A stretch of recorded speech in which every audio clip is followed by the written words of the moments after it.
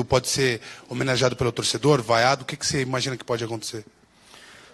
O Emerson é um grande amigo, sempre deixei claro isso, né? Agradeço muito por ele ter participado de um evento na minha cidade, já falei sobre isso, a inauguração da minha escolinha, ele saiu de São Paulo e foi até lá, 330 quilômetros. Tenho um carinho especial por ele. O Emerson é um jogador que precisa de espaço, né? Precisa de espaço, um jogador de velocidade. Pode ter certeza que vai incomodar porque gosta de jogos grandes. E jogar contra o Corinthians é grande, ainda mais uma equipe onde ele foi muito vencedor, né? E pode ter certeza que ele vai vir muito motivado para jogar contra nós. E a gente tem que estar muito concentrado para tirar esses espaços que ele gosta tanto. Acho que vai ser de muito carinho. Tem que ser de muito carinho por ter vestido essa camisa assim e ter honrado a camisa do Corinthians.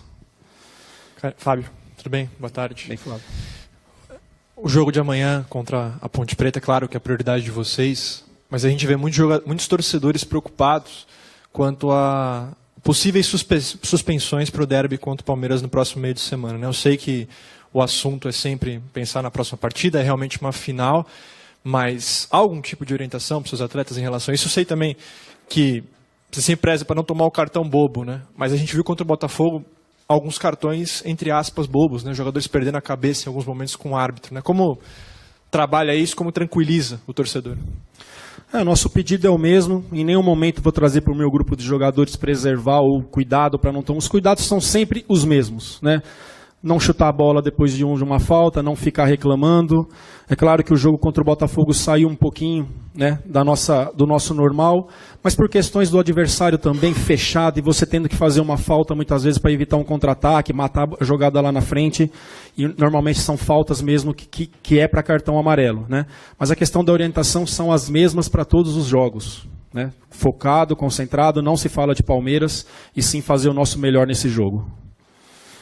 A partida de amanhã, de jogo a jogo, vocês têm a possibilidade de chegar aí à 26ª partida seguida de vencibilidade, né? E tem a possibilidade, é claro, de, além de manter, poder aumentar a vantagem para cima do Grêmio, que hoje é o segundo colocado. Dá para blindar ainda, Carille? Realmente, vocês estão quase aí a 30 partidas sem perder um jogo, números muito positivos, o Cássio recordista aí de minutos sem tomar gol. Tem realmente como manter o grupo ainda com os pés no chão, sem haver aquela empolgação? Sim, tem. Se a gente tivesse que ter perdido, poderia ter perdido essa concentração, essa humildade com 20, 22 jogos e está indo assim, né? Já falei sobre isso, não trago invencibilidade para o meu grupo, a responsabilidade aumenta, a responsabilidade de nós fazermos um bom jogo contra a Ponte Preta e merecer vencer. É assim, passou a Ponte Preta, começamos a pensar no Palmeiras. Em nenhuma das minhas reuniões eu trouxe a questão da invencibilidade. E não vou trazer, nunca, né? Acho que não é necessário, vejo assim, para mim não é necessário. E sim manter esses jogadores muito focados sempre para a próxima partida. Boa tarde, Fábio. Normalmente quando se tem assim 2 jogos e o segundo é considerado pelo extra-campo, né, por fora, torcida e mídia, como o mais importante, que está acontecendo nesse caso, que é o clássico de quarta, a gente de fora, repito, né, a gente costuma dizer assim, é meio que uma armadilha, né? Passa-se o primeiro jogo a ser talvez mais difícil, porque poderia tirar a atenção do jogador, a torcida poderia achar um adversário mais fácil. O Corinthians viveu isso muito recente, né? Porque antes de enfrentar o Grêmio teve o Bahia, e era uma situação parecida que se falava também, o Bahia vai jogar com o Bahia pensando no Grêmio, e foi bem nos 2 jogos. Então aquilo serviu de lição, aquilo é um exemplo talvez de que o Corinthians encara Ponte Preta e Palmeiras da mesma forma, e a Ponte tem as suas armadilhas também. Te preocupa em alguma coisa? Sabe por que eu não trago essa preocupação? Porque a gente não fala do Palmeiras, não falamos do Grêmio. A única coisa que nós falamos do Grêmio naquela ocasião foi que o Bahia fez um grande jogo lá e perdeu aos 44 do segundo tempo com uma bola parada. Foi assim que eles perderam o jogo lá em Porto Alegre. Mas falar de que a gente vai jogar contra o Palmeiras, eu não trago isso em nenhum momento, não mando mensagem, não coloco nada nos nossos vídeos que tem aí no CT, nada. Se fala só de Ponte, só de Ponte. Peço para evitar questão de imprensa, que eu sei que para vocês é tão importante esse clássico e começar a falar dele, mas para nós não. Começamos a falar a partir das 9, 10 horas do sábado a respeito de Palmeiras. É claro que com uma campanha fantástica nesse início, né, e com uma temporada muito boa, já com o título estadual também, é nosso trabalho ir tentar descobrindo assim, os seus segredos, né, descobrindo o segredo de por que vai tão bem.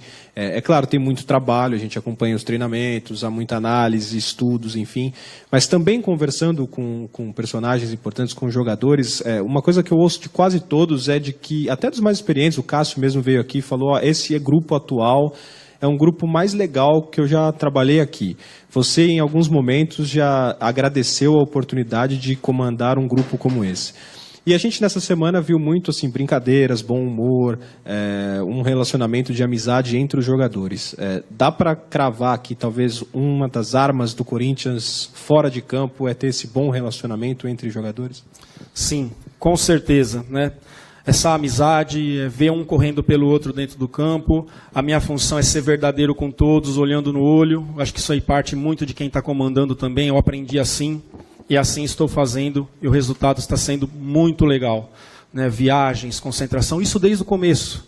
Talvez está chamando a atenção de vocês agora, mas desde a Flórida, assim, nos jantares, quando a gente estava com o grupo todos juntos ali, era visível essa amizade, eles muito próximos, o Casinho, os jogadores que estavam chegando, já entrando, né, nesse coleguismo aí, e cada vez mais unido eles ali, e cada vez está se fortalecendo isso, e isso ajuda sim, muito dentro do campo.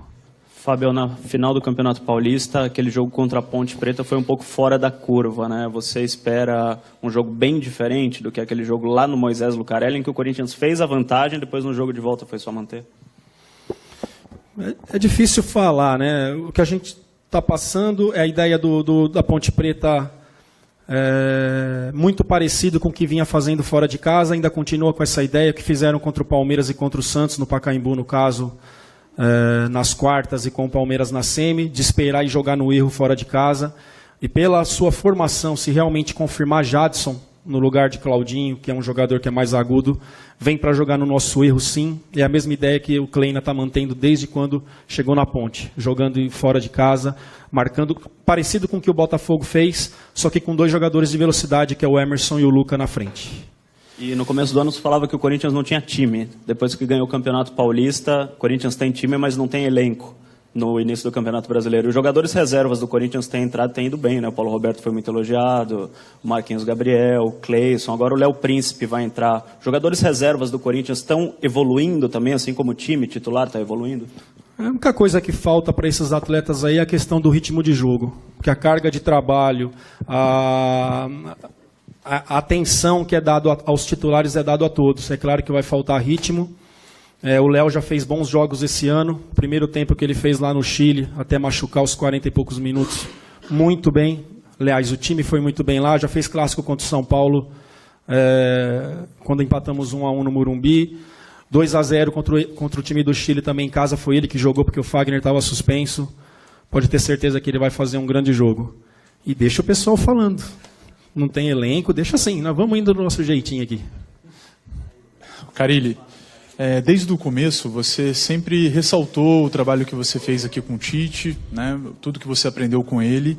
Só que agora é o Carille que está à frente do Corinthians, né?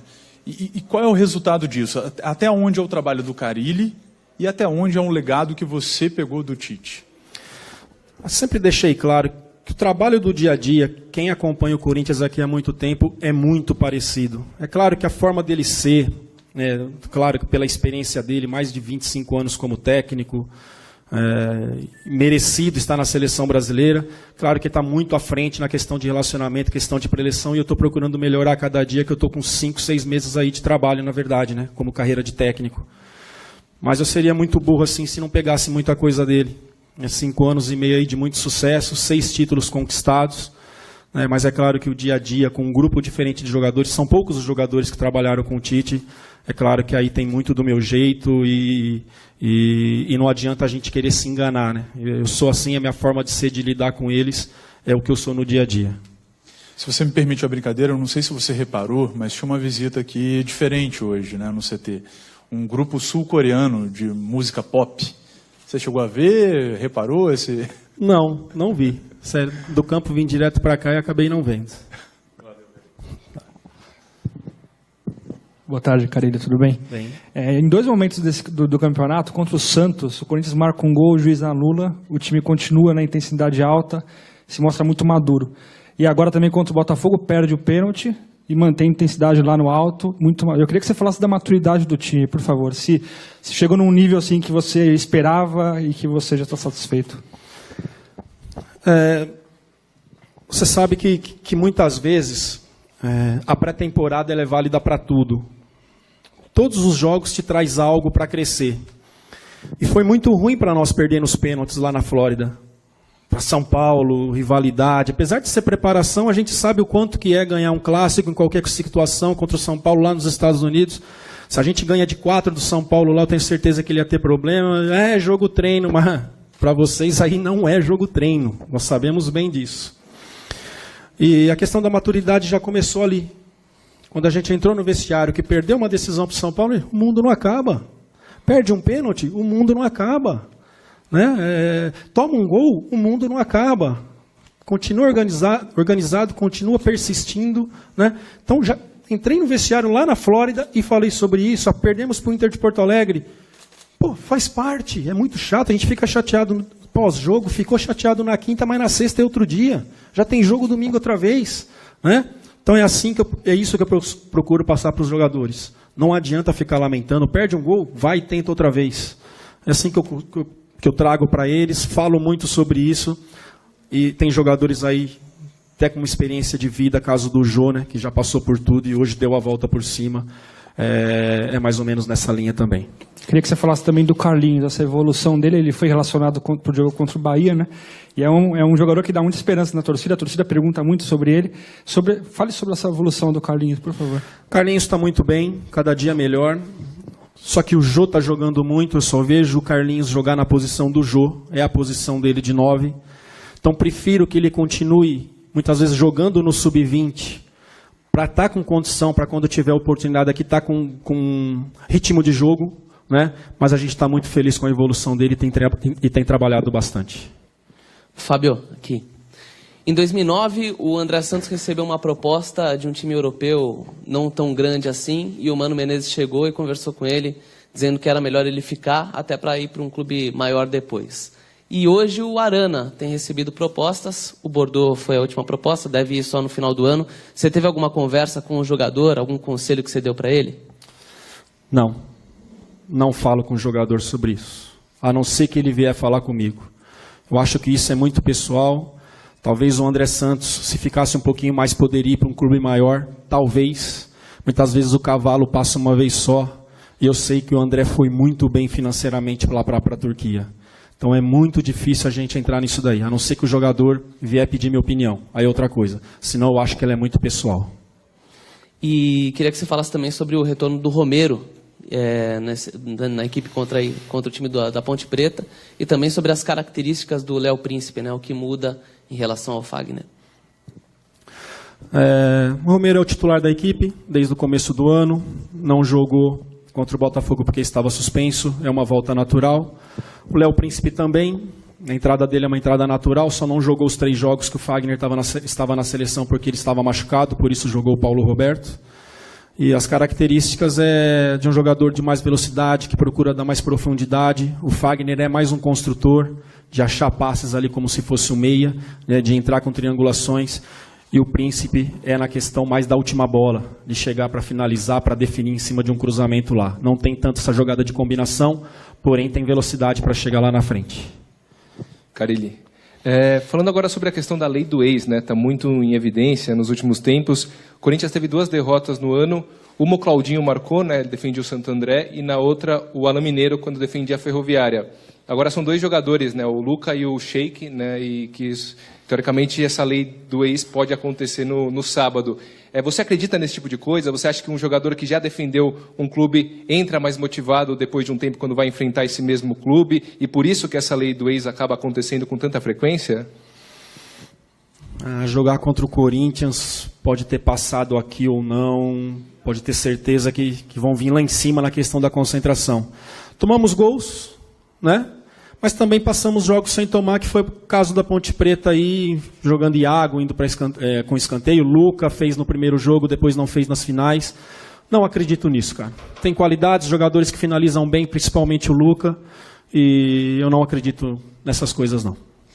E quando começou a temporada, né, os 4 grandes de São Paulo tinham 4 técnicos, né, o São Paulo já perdeu recentemente o Rogério Ceni, o Dorival Júnior saiu do Santos, o Eduardo Batista saiu do Palmeiras, você permanece no Corinthians. E para muita gente você seria o primeiro, entre aspas, que cairia, né, que não duraria tanto tempo. Primeiro, como que você vê, né, você firme e forte no início, no meio da temporada e com certeza, né, provavelmente vai chegar no fim do ano, e também essas trocas, né, de treinadores nos outros 3 grandes. O que você pode falar sobre isso?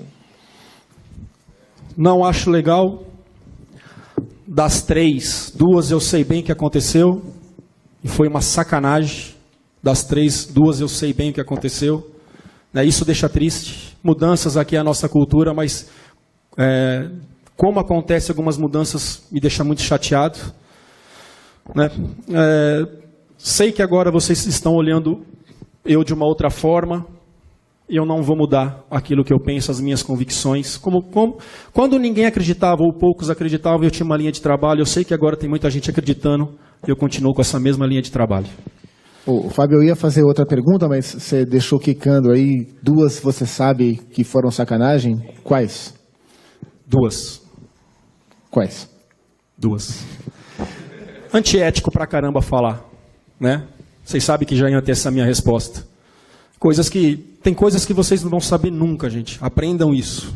Tem coisas que acontecem no futebol, em vestiário, que vocês não vão saber nunca. Aqui no Corinthians e em qualquer outro lugar. Isso vai ser sempre assim, pode ter certeza. Tá. Ontem o Rodriguinho aqui deu uma entrevista e ele falou que você teve uma conversa com o grupo, ou com alguns do grupo, e perguntou se o grupo, se eles queriam fazer uma projeção de pontos a curto prazo para alguns jogos. Ele falou que não, que o grupo preferiu que fosse jogo a jogo. Você preferia que fosse por projeção? Qual que é a diferença disso no trabalho a longo prazo? Antes do primeiro jogo contra a Chapecoense, eu lancei isso com os atletas na preleção antes do jogo. Vamos trabalhar com uma média de cada 3 jogos fazer 6 pontos, a gente vai estar brigando por título. Ou vamos de jogo a jogo? E no geral, vamos de jogo a jogo. É por isso que eu não falo de invencibilidade, é por isso que eu não falo o que nós fizemos no jogo passado, a não ser que sejam as coisas para melhorar a nossa equipe, né? Mas lancei isso sim, e o Cássio foi o primeiro a falar, e todos os atletas concordaram de nós irmos de jogo a jogo, e assim estou fazendo. Carille, queria que você falasse um pouquinho sobre o peso que a base teve e tem nessa montagem do grupo de atletas do Corinthians, porque a gente vê atletas importantes figurando no time titular. No último jogo, por exemplo, o Pedrinho entrou, foi decisivo. Tem jogadores criados aqui que retornaram, Fagner, Jô. Qual o peso que tem a base nesse atual